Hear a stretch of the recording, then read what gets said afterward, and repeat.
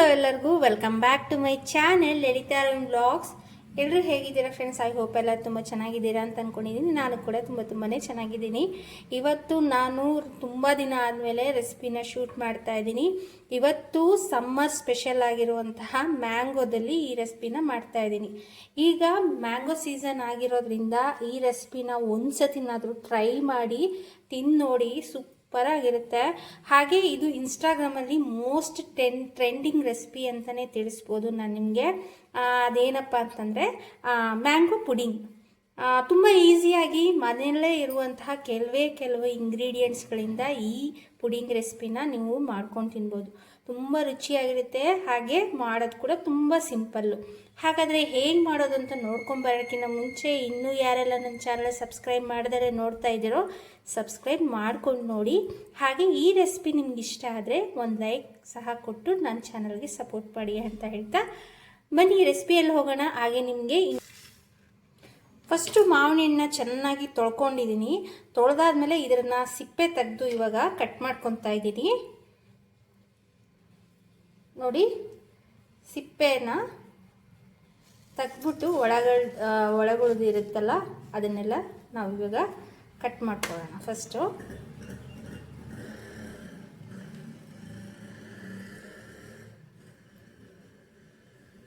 ಈ ರೀತಿ ಯಾರಿಗೆ ಇಷ್ಟ ಆಗುತ್ತೆ? ನನಗಂತೂ ಸಖತ್ ಇಷ್ಟ ಆಗುತ್ತೆ.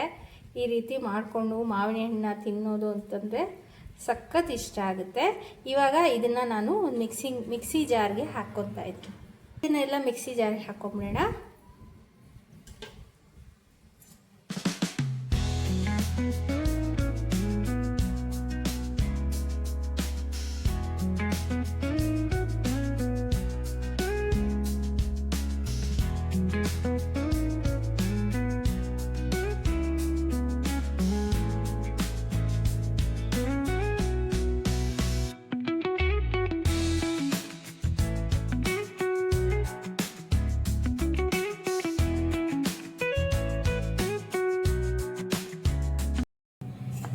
ಈಗ ಈ ಹಣ್ಣಿನ ಒಳಗಿನ ಭಾಗ ಎಲ್ಲ ತೊಗೊಂಡಿದ್ದೀನಿ.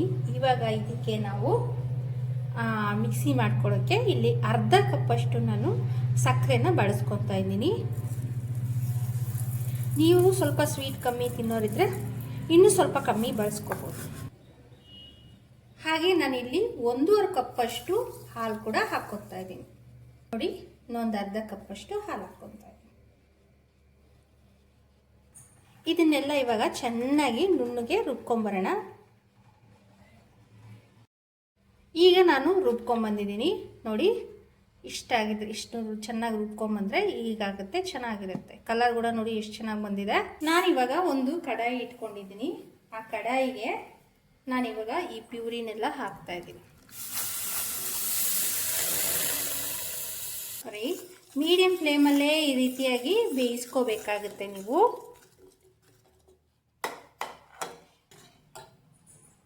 ಇದು ಆಗ್ತಿರ್ಲಿ, ಇವಾಗ ನಾವು ಪಕ್ಕದಲ್ಲಿ ಕಾರ್ನ್ಫ್ಲೋರ್ನ ಕಲಿಸ್ಕೊಳ್ಳೋಣ. ನಾನಿಲ್ಲಿ ಒಂದು 4 ಸ್ಪೂನಷ್ಟು ಕಾರ್ನ್ಫ್ಲೋರ್ನ, 4ರಿಂದ 5 ಸ್ಪೂನ್ ಅಂದ್ಕೊಳ್ಳಿ, ಕಾರ್ನ್ಫ್ಲೋರ್ನ ಹಾಕ್ಕೊತಾ ಇದ್ದೀನಿ ಒಂದು ಬಟ್ಲಲ್ಲಿ. ಇವಾಗ ನಾನು ಸ್ವಲ್ಪನೇ ಹಾಲು ಹಾಕ್ಕೊಂಡು ಇದನ್ನು ಮಿಕ್ಸ್ ಮಾಡ್ಕೊತಾ ಇದ್ದೀನಿ. ಗಂಟುಗಳಿಲ್ದಲೇ ಕಲಿಸ್ಕೋಬೇಕಾಗುತ್ತೆ. ನೋಡಿ, ಈಗ ಕಲಿಸ್ಕೊಂಡ್ರೆ ಸಾಕಾಗುತ್ತೆ. ಈಗ ಕಲಿಸ್ಕೊಂಡ್ಮೇಲೆ ನಿಮಗೆ ಮಾವಿನ ಹಣ್ಣು ಪ್ಯೂರಿ ಈ ಥರ ಕುದಿತಾ ಇರುತ್ತೆ. ಇದಕ್ಕೆ ಇವಾಗ ಈ ಕಾರ್ನ್ಫ್ಲೋರ್ ಪೌಡ್ರ್ ಇರುತ್ತಲ್ಲ, ಮಿಕ್ಸ್ ಮಾಡಿರೋಂಥದ್ದು ಕಾರ್ನ್ಫ್ಲೋರ್ ಪೌಡ್ರನ್ನ ಇದಕ್ಕೆ ಹಾಕ್ಕೋಬೇಕಾಗುತ್ತೆ, ಮಿಶ್ರಣನ. ನೋಡಿ, ಮೀಡಿಯಂ ಫ್ಲೇಮಲ್ಲೇ ಕಲಿಸ್ಕೊಂಡು ಇದನ್ನು ಗಂಟುಗಳಿಲ್ದಲೇ ಕಲಿಸ್ಕೊಂಡ್ಬಿಡ್ಬೇಕು. ಬೇಗನೆ ಕಲಿಸ್ಕೋಬೇಕಾಗುತ್ತೆ. ಕಾರ್ನ್ಫ್ಲೋರ್ ಇಲ್ಲಾಂದರೆ ಉಂಡೆಗಳಾಗ್ಬಿಡುತ್ತೆ. ನೋಡಿ, ಇದು ಗಟ್ಟಿ ಆಗೋವರೆಗೂ ಸ್ವಲ್ಪ ನೀವು ಇದೇ ರೀತಿಯಾಗಿ ಮಿಕ್ಸ್ ಮಾಡ್ಕೋಬೇಕಾಗುತ್ತೆ.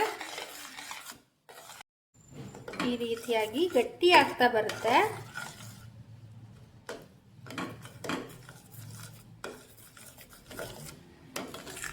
ನೋಡಿ, ಗಟ್ಟಿ ಆಗ್ತಾ ಇದೆ ಈಗ.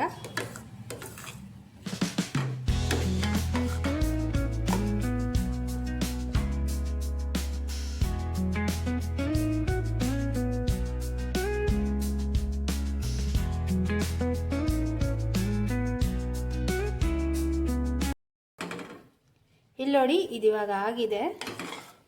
ಇದನ್ನು ಒಂದು ಬೌಲ್ಗೆ ಟ್ರಾನ್ಸ್ಫರ್ ಮಾಡ್ಕೊಳ್ಳೋಣ.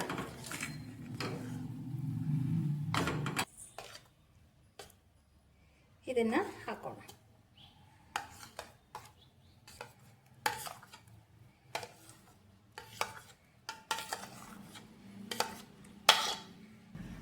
ಇದನ್ನೊಂದ್ಸತಿ ಈ ರೀತಿಯಾಗಿ ಟ್ಯಾಪ್ ಮಾಡೋಣ. ಟ್ಯಾಪ್ ಮಾಡಿಬಿಟ್ಟು ಇದನ್ನು ಈಗ ನಾವು ಫ್ರಿಜ್ಜಿಗೆ 1.5 ಗಂಟೆಯಿಂದ 2 ಗಂಟೆ ಇಡ್ಬೋದು. 2 ಅವರ್ಸ್ ಇಟ್ಟರು ಇನ್ನೂ ಚೆನ್ನಾಗಿ ಜೆಲ್ಲಿ ಥರ ಫಾರ್ಮ್ ಆಗುತ್ತೆ. ಪುಡಿಂಗ್ ಇನ್ನೂ ತುಂಬ ರುಚಿಯಾಗಿ ಬರುತ್ತೆ. ಬನ್ನಿ, ಇದನ್ನು ಫ್ರಿಜ್ಜಿಗೆ ಇಟ್ಬಿಟ್ಟು 2 ಅವರ್ ಆದಮೇಲೆ ನಿಮಗೆ ಇದನ್ನು ಹೇಗೆ ಬಂದಿದೆ ಅಂತ ಕೂಡ ನಿಮಗೆ ತೋರಿಸ್ತೀನಿ. ಫ್ರಿಜ್ಜಿಂದ 2 ಅವರ್ಸ್ ಆದಮೇಲೆ ಇವಾಗ ಡಿಮೋಲ್ಡ್ ಮಾಡ್ತಾಯಿದ್ದೀನಿ. ಒಂದು ಪ್ಲೇಟ್ಗೆ ಹಾಕ್ತಾಯಿದ್ದೀನಿ. ನೋಡಿ ಎಷ್ಟು ಚೆನ್ನಾಗಿ ಬಂದಿದೆ ಅಂತ. ಇದರ ಮೇಲೆ ಲೈಟಾಗಿ ಪುದೀನ ಅದು ಒಂದು ಚಿಕ್ಕದೊಂದು ಎಲೆ ಇಟ್ಟು ಡೆಕೋರೇಷನ್ ಮಾಡ್ತಾಯಿದ್ದೀನಿ. ಈಗ ಟೇಸ್ಟ್ ಮಾಡುವ ಸಮಯ. ಟೇಸ್ಟ್ ಹೇಗಿದೆ ಅಂತ ತಿಂದು ನೋಡಿ ಹೇಳ್ತೀನಿ. ಟೇಸ್ಟ್ ಮಾತ್ರ ಸಖತ್ತಾಗಿದೆ. ಇದೇ ರೀತಿಯಾದ ಸಿಂಪಲ್ ರೆಸಿಪಿಗೋಸ್ಕರ ನನ್ನ ಚಾನಲ್ನ ಸಬ್ಸ್ಕ್ರೈಬ್ ಮಾಡ್ಕೊಳ್ಳಿ. ಈ ವಿಡಿಯೋ ಇಷ್ಟ ಆಗಿದರೆ, ಈ ರೆಸಿಪಿ ಇಷ್ಟ ಆಗಿದರೆ ಒಂದು ಲೈಕ್ ಕೊಟ್ಟು ಶೇರ್ ಮಾಡಿ, ಹಾಗೆ ನನ್ನ ಚಾನಲ್ನ ಸಬ್ಸ್ಕ್ರೈಬ್ ಮಾಡಿ ಅಂತ ಹೇಳ್ತಾ ಮತ್ತೆ ಒಂದು ವಿಡಿಯೋ ಜೊತೆಗೆ ನಾನು ನಿಮ್ಮ ಜೊತೆ ಸಿಗ್ತೀನಿ. Thanks for watching. ಬಾಯ್.